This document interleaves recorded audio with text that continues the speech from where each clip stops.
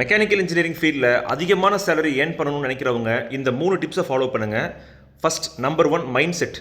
ஒவ்வொரு மெக்கானிக்கல் இன்ஜினியருக்குமே படித்து முடிச்சுட்டு நம்ம என்ன ஃபீல்டில் ஒர்க் பண்ண போகிறோம், எந்த கோலை நோக்கி நம்ம ஓட போகிறோம் அப்படிங்கிற கிளாரிட்டி இருக்காது. ஏதோ ஒரு ஃபீல்டுக்குள்ளே போயிட்டு நமக்கு அந்த ஃபீல்டு பிடிக்கலன்னா உடனே வெக்ஸ் ஆயிடுறது, டென்ஷன் ஆயிடுறது.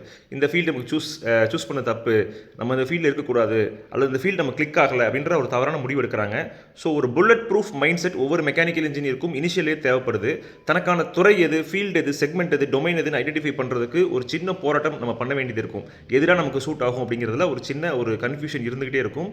பட் பிடிச்சிட்டோம்னா நம்ம போயிட்டே இருக்கலாம். ஸோ அந்த மைண்ட் செட் ரொம்ப முக்கியம். So never ever give up. நம்ம மைண்ட் செட்டை ஸ்ட்ராங்காக வச்சுக்கிட்டு நமக்கான ஃபீல்டை ஜாபை சர்ச் பண்ணணும். ரெண்டாவது கிளியரான ரோட் மேப். நம்ம ஃபஸ்ட்டே பார்த்த மாதிரி இங்கே oil and gas industries, pipe and projects, foundry, machine shop, forging, welding அப்படின்னு நிறைய ஃபீல்டு இருக்குது. ஸோ நமக்கான ஃபீல்டு எது, நமக்கான ஜாப் எது அப்படிங்கிறத ஐடென்டிஃபை பண்ணுறதுக்கு அந்த ரோட் மேப்பை பிடிக்கிறதுக்கு கிளாரிட்டியும் பொறுமையும் அவசியம். ஸோ அந்த ரோட் மேப்பை ஃபைண்ட் அவுட் பண்ணிவிட்டு அதுக்கப்புறம் தேர்ட் உங்கள் கோலை செட் பண்ணுங்கள்.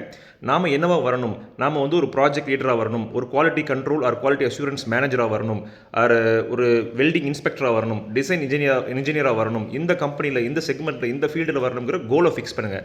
So number 1 mind set, number 2 clear road map with clarity, number 3 தெளிவான கிளியரான கோல். மெக்கானிக்கல் இன்ஜினியரிங் சம்மந்தப்பட்ட மோர் கண்டென்ட்டுக்கு தொடர்ந்து என்ன